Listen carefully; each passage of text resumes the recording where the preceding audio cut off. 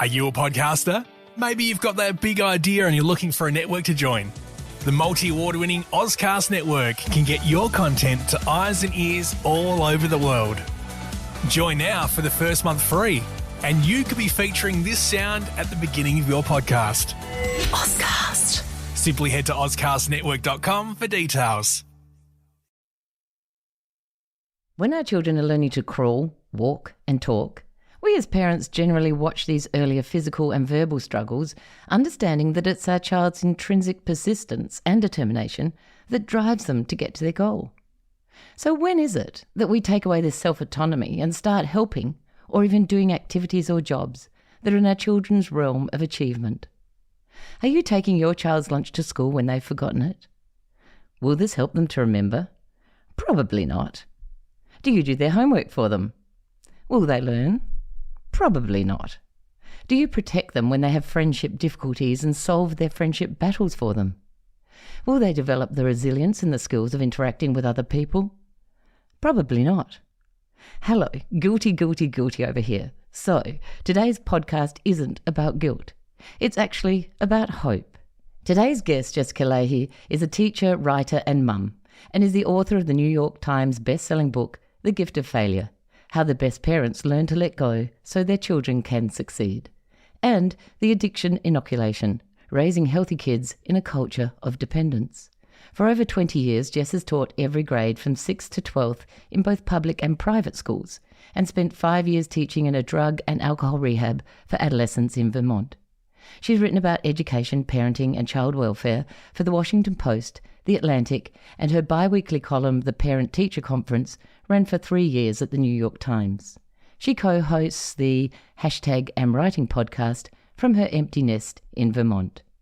Jessica talks about how we as parents can begin to reframe our parenting approach and parent for autonomy. She says that recognizing our needs as parents to help our children acquire the skills, values and virtues on which positive self is built is really important. We need to be parenting our kids for an independent sense of self, born out of real competence, not misguided confidence. Parenting for resilience in the face of mistakes and failures. She explains that when we rescue our kids from consequences, we short-circuit that cycle of learning, which can result in dependent, emotionally stunted kids who never learn to adapt to the world around them. We want our kids to feel connected and competent, and we must be willing to do what it takes, even if it means giving up some control over our kids' lives. I'm Kate Mason, and welcome to Parenting and Personalities. This is the podcast that connects you to the ones you care about the most.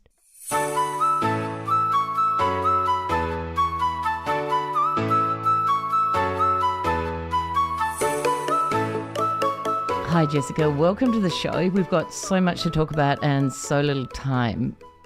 Isn't that always the case? It always is, always. Now, as a recovering helicopter parent, I'm really excited to have you on the show. So you've lived a really full and interesting life. Can you just fill us in a bit about you and your family and your passions and when you discovered what you wanted to do with your life? Oh, just a simple little question, what I wanted to do with my life. Yeah, so that's right. I actually, in the way that many teenagers and early 20-year-old people was really positive. I knew exactly what I was going to do with my life, which was that I was going to go to law school and work with a mentor I had developed through my work with this child protection team at Duke University. And I was going to be I was going to work in juvenile court as an attorney. And then halfway through law school, I was asked to teach a class to middle school aged kids. And I tell this story on stage all the time, 100% true. I came home that first day from teaching. My husband took one look at me and he said, "Are you even going to finish law school?" Like he could see I was just lit up. So I did finish law school, but I went straight into teaching. I never took the bar. I never practiced as an attorney. And I did that for 20 years. And that has sort of informed a lot of the other decisions I make about what I do. And essentially, even now as a writer and a speaker and sort of an educator on a bigger stage, my job is to help kids feel seen, heard, known, loved for who they are, and not either who we wish they were or who we wanted them to be, or, you know, those kinds of things. Help kids be seen, heard, known, and loved for who they are. Fantastic. So have you noticed that parent. How long have you been teaching then? Over 20 years? So I taught for 20 years, and my last teaching gig was part-time. It was in a drug and alcohol rehab for adolescents. I did that for 5 years, and that job ended because the rehab closed to adolescents, unfortunately.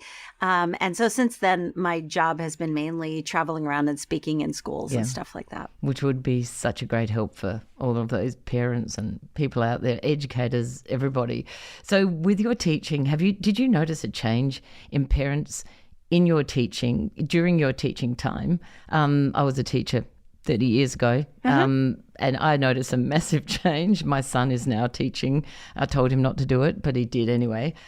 So the thing about, because it's really changed, back in the day when I taught, the teacher was in charge of the classroom, and the parents kind of left, and I taught, and that's how it worked. Whereas today, we're talking about parents and over-parenting. And I want to know, when did parents get so controlling, and when did you see that we were sitting in there setting them up, our kids up, so that they couldn't fail? Part of it, I think, is just part of this natural progression that we've had towards, we have kids a little bit later. We tend to have fewer kids. We tend to have kids after having either had more education or more work experience. And so we tend to bring those tools like spreadsheets and, that kind of thing to our parenting, short-term incentives, things like that. And then also, we as educators, I think, have done parents a bit of a disservice where we deploy things like the portal where parents can log in and see kids' grades 24/7. And yet we, administrators deploy those tools without giving parents any framework for how they should be used, how they can be helpful, how they can harm. So I think it's been a setup for a while where we feel like everything is more urgent, where college is getting harder to get into. The media feeds that constantly. Oh, it's so hard to get into college. Kids are not getting into college. Kids cannot expect to do better than their parents, financially, economically. All of that stuff sort of snowballs. The media also riles us up around all sorts of things that we're supposed to be petrified of as parents, because that's what causes people to click on articles or to watch or to share things that enrage and emotionally get us emotionally riled up. So that's what spreads. That's what informs parents, and we tend to forget about the mundane stuff or the other ways of, if we want to know where our kids have been, we could track them on their phones and read all their texts and read all their emails, or we could talk to each other. And there's a middle ground too, but I think one of the problems is that there has been technology that has been sort of handed to parents and say, here, do this. This is your responsibility now. And just because we can do something doesn't necessarily mean that we should. And a lot of that extends into social media and the information that then colleges and employers have access to. And what gets lost in that are social skills, self-advocacy skills, the ability to talk to adults and get what we need from them. And, I think it's a very big perfect storm, and things that are hard to walk back, but possible to walk back. Yeah, that is so different. That's so different from the days even that I was parenting myself, when I first had my children, who are now 30. Well, different from how I parented too. And also, I'm 53, different from how my parents parented me. Yes. And I hate that whole when I was a kid kind of nostalgia, because we tend to forget about things and everything gets a rosy glow. But on the other hand, I was given I was entrusted to make good decisions, and I wanted to live up to that trust. And, a lot of times what we're doing is doing an end run for our kid before they can even make those decisions, or we make the decisions for them, and we're highly directive, which unfortunately creates a lot of kids who aren't comfortable with frustration, have learned how to be helpless. And, like I said, I'm talking in generalizations and extremes, but from what I see, talking to hundreds and hundreds of parents and talking to thousands and thousands of kids, it's definitely a problem.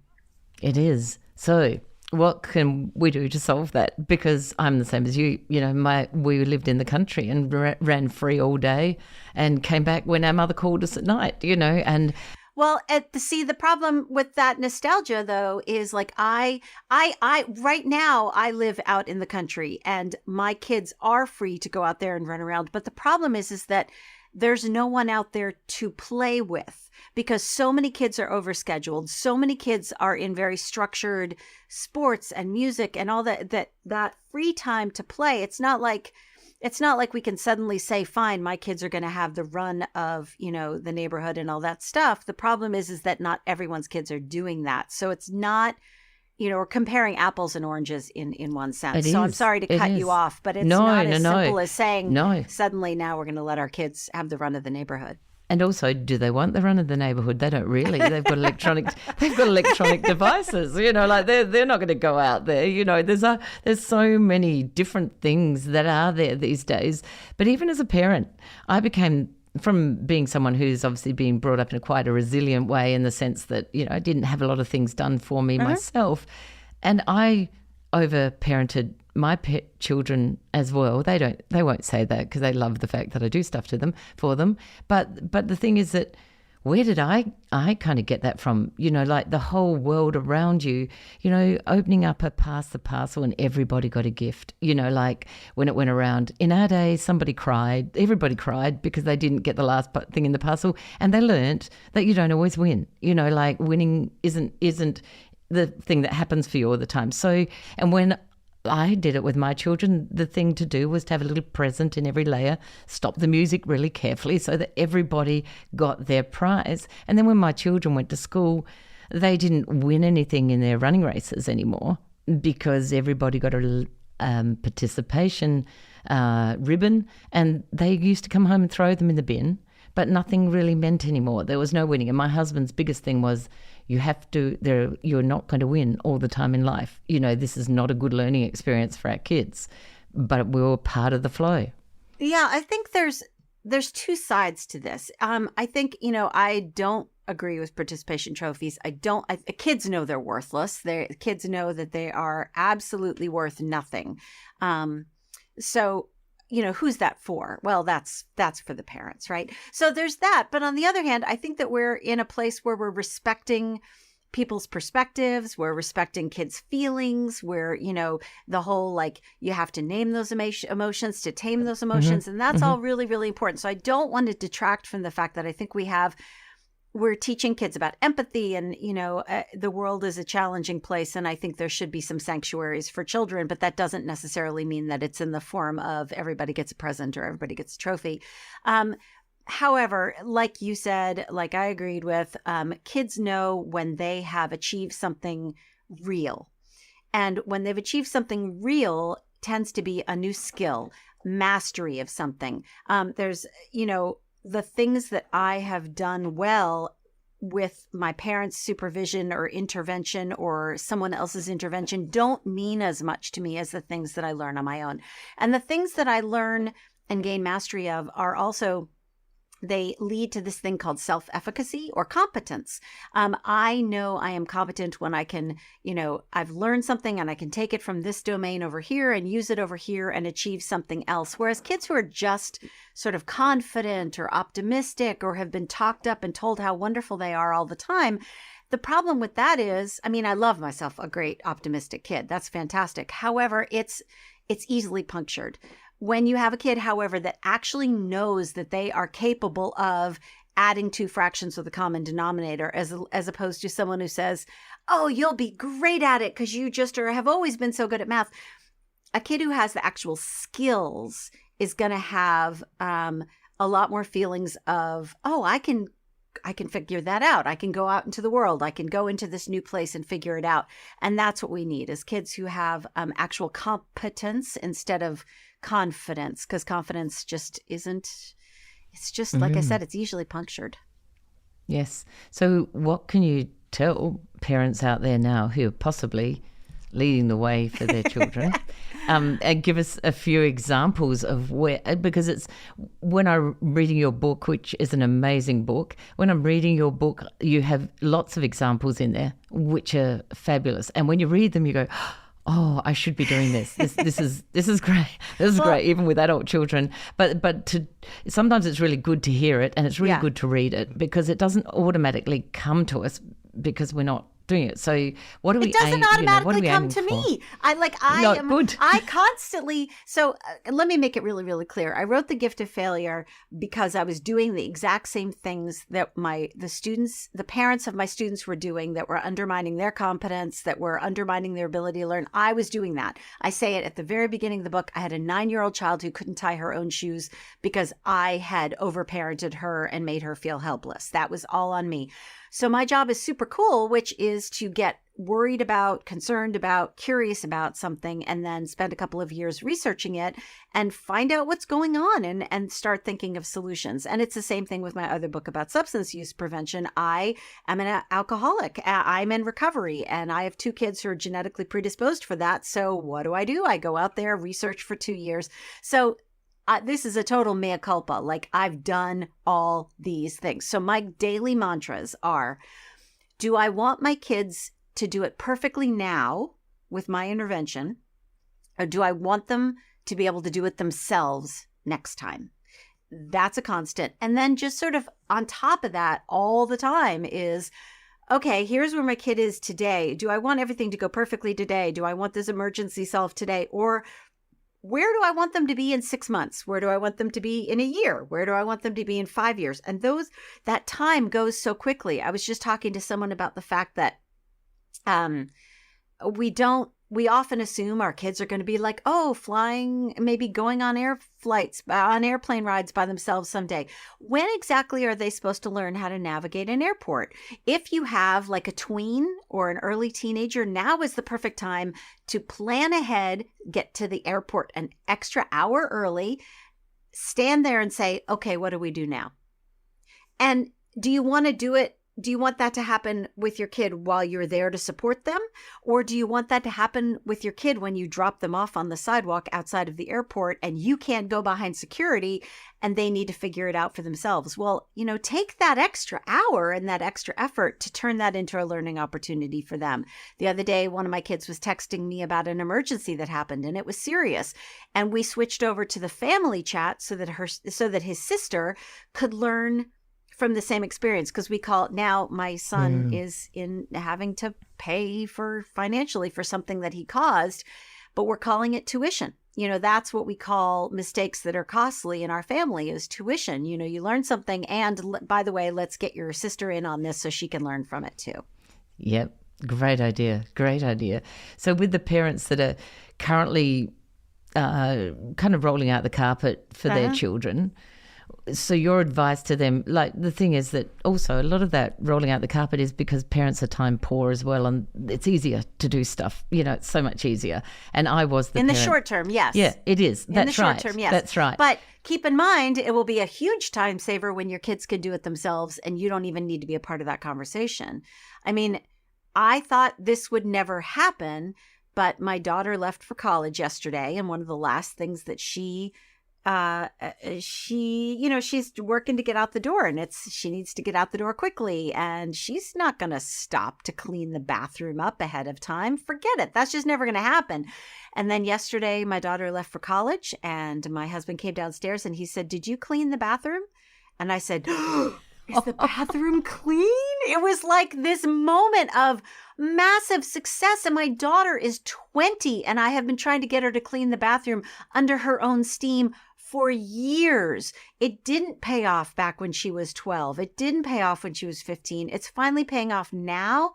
So the key thing is, though, when she was 12, I started thinking ahead, a year, 5 year, 10 year, that kind of thing, because we have to do that. So for those parents who have done, too much for their kids and they're trying to back off, realizing that the way we get kids engaged in the sake of the learning for the learning itself, in the sake of the being for the being itself, in the sake of the whatever, becoming for the becoming itself, is by giving them a little bit of choice, giving them more autonomy, helping them feel more competent and not just confident, and being there to support them when they need you. So that's really great to hear. So for those parents that are sitting there at the moment, and the ones that I talk to are a lot of very perfectionistic parents, really struggle with letting go, because they want everything perfect and they know it's not going to happen. And I was speaking to one the other day who's just taken control of everything of their child, and I'm going to recommend them your book, absolutely, and but then sometimes people don't want to read. Like sometimes people don't want to know what they're doing and how they're going, because it's just easier for them. But for you, I agree with you about this self-efficacy, because that's what's going to save them in the long run, your child, isn't it? Well, and can I add really quickly, when you say it's easier for them, and that's true.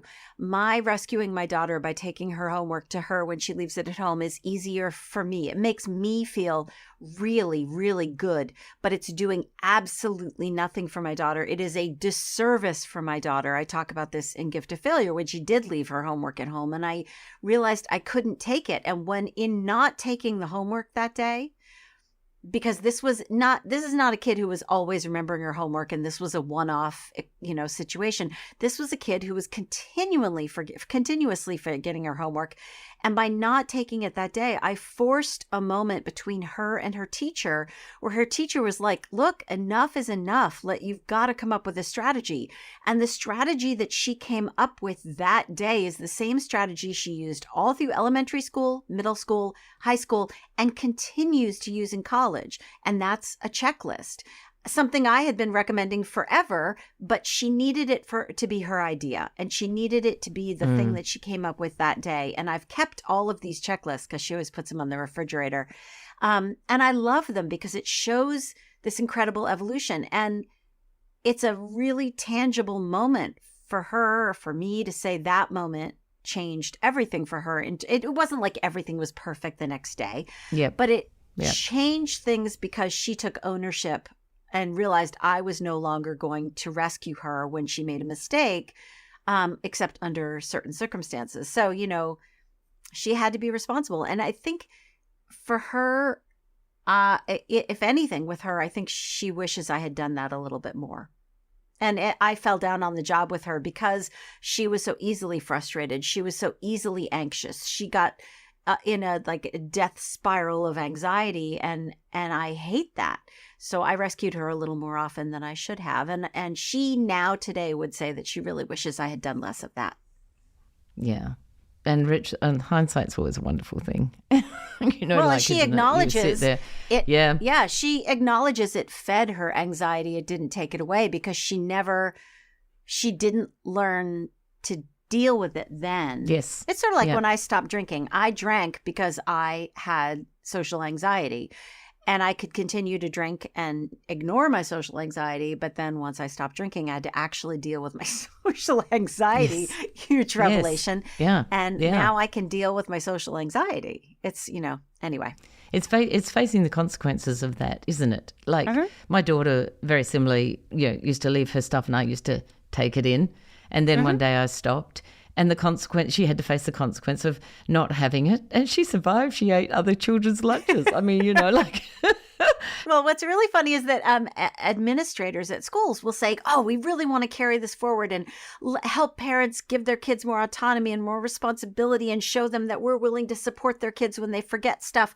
And I'm like, great. The first thing you should do is put a sign out near drop off, or send a message home to everybody saying, we care about the whole kid. We care that they become competent. We care that they become more resilient and figure out strategies. To that end, we will no longer allow anyone to drop things off after first bell. Great idea. And suddenly you're like, oh, wait, those cleats, that lunch, that homework, all of that stuff, as the educators, I'm like, great. When a kid forgets something, that's an incredible learning opportunity for me to help them come up with a strategy so it won't happen next time, as opposed to then, it just being they get rescued again and they don't ever have to come up with a strategy. So, and what's funny is, and the parents get mad at first, but when you do that, when it's a school rule, you can just say to your kid, look, sweetie, it wasn't my rule. It's the school's rule. I couldn't deliver that thing. You can't get mad at me.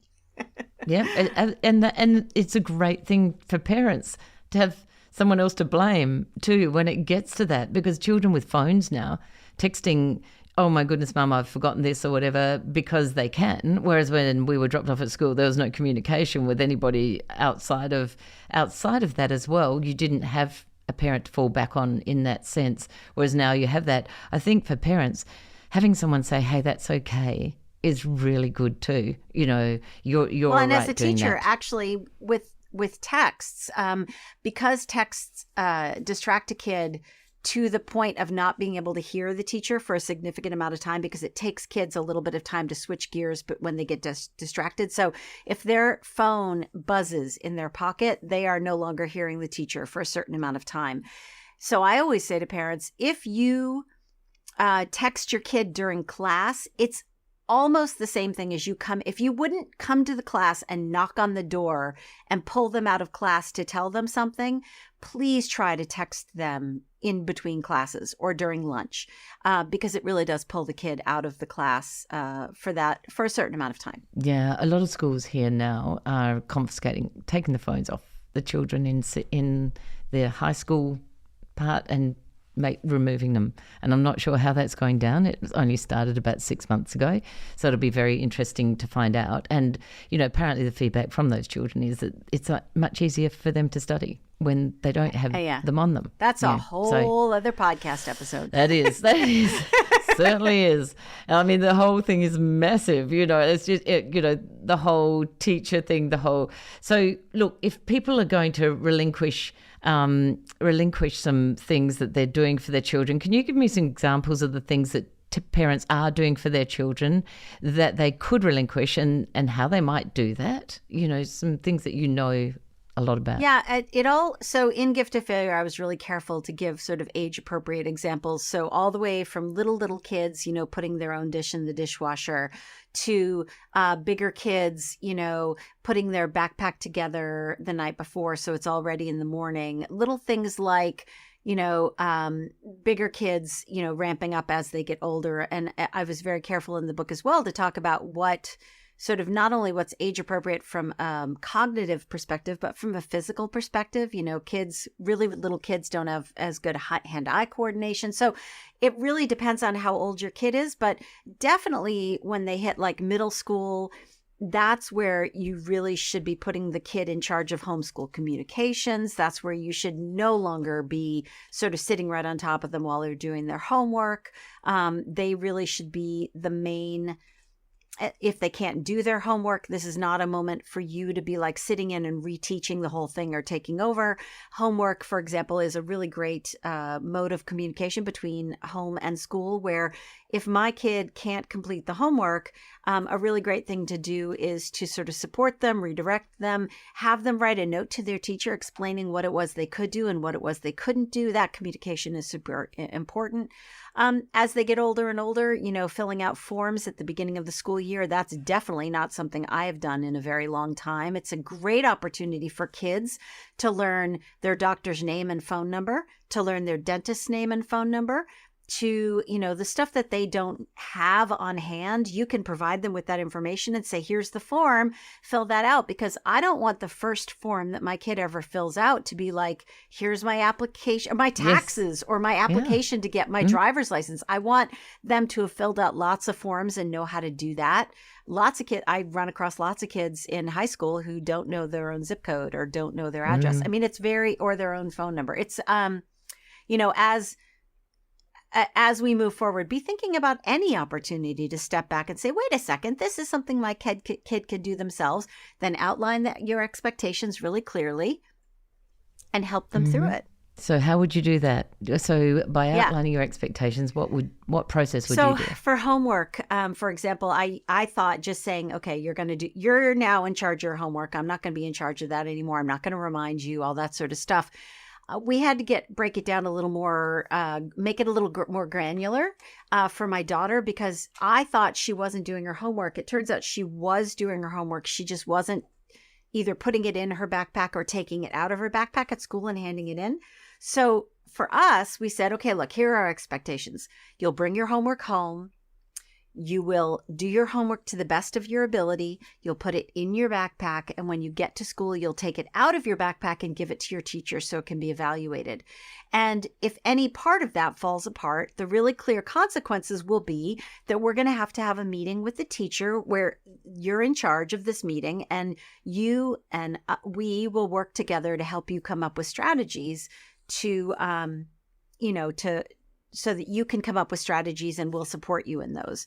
But doing something like just saying, okay, homework is now your problem, and if it doesn't get done, we're going to take away your phone, that doesn't work on multiple levels.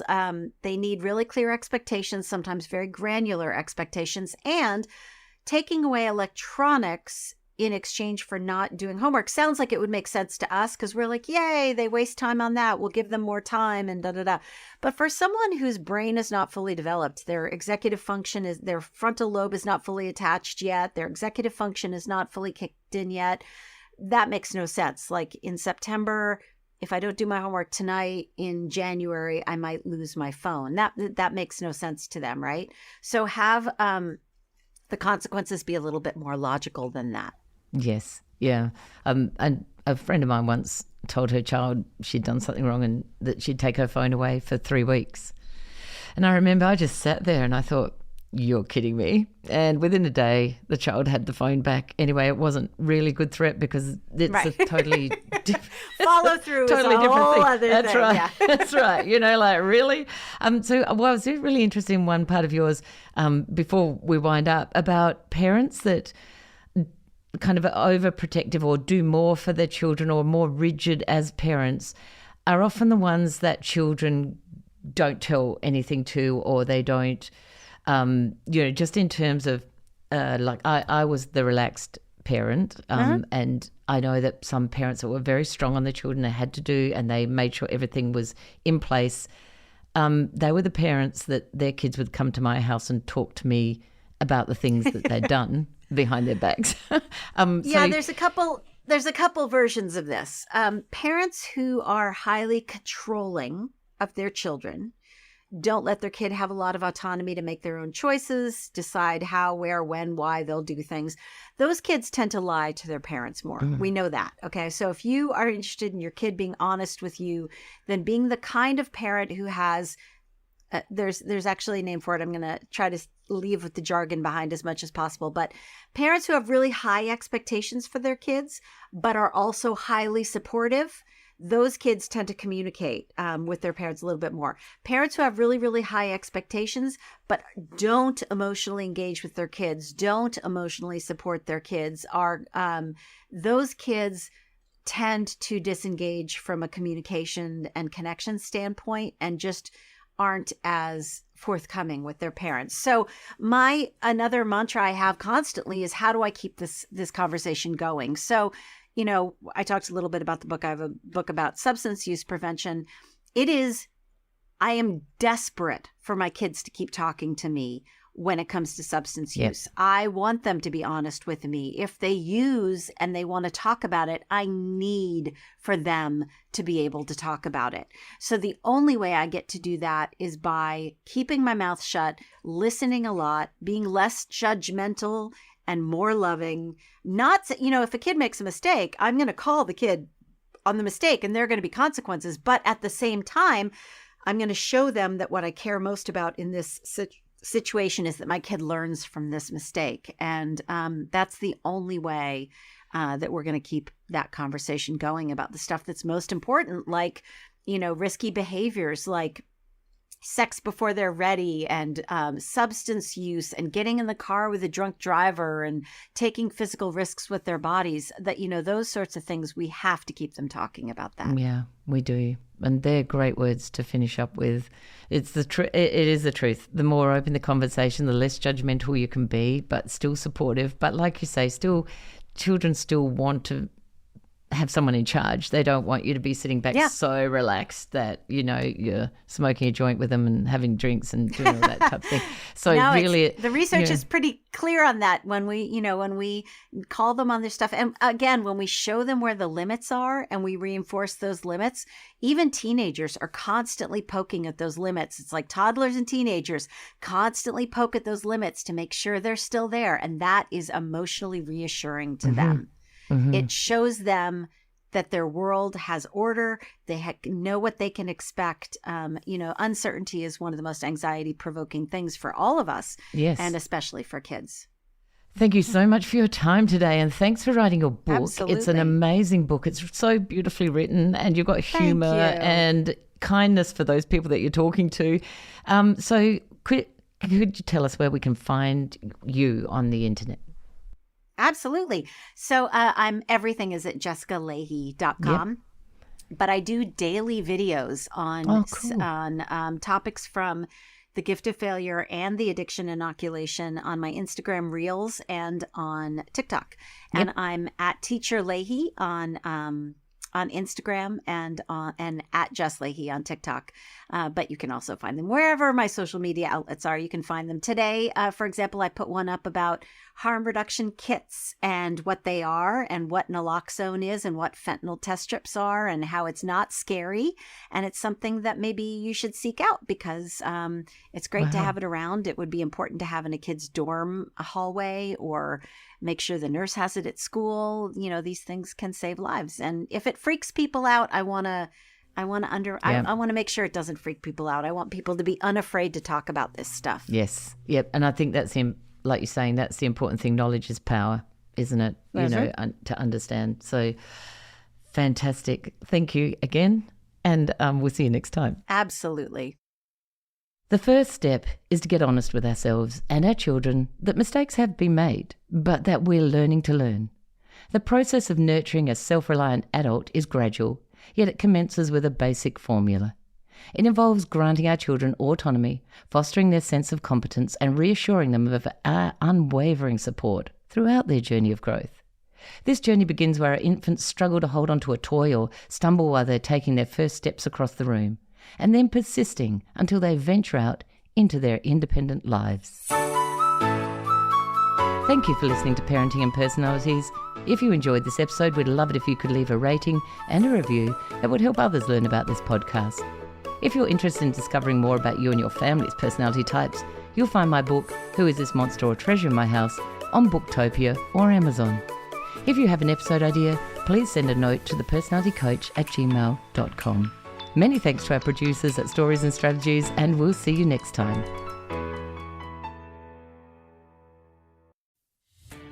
Are you a podcaster? Maybe you've got that big idea and you're looking for a network to join. The multi-award-winning Ozcast Network can get your content to eyes and ears all over the world. Join now for the first month free, and you could be featuring this sound at the beginning of your podcast.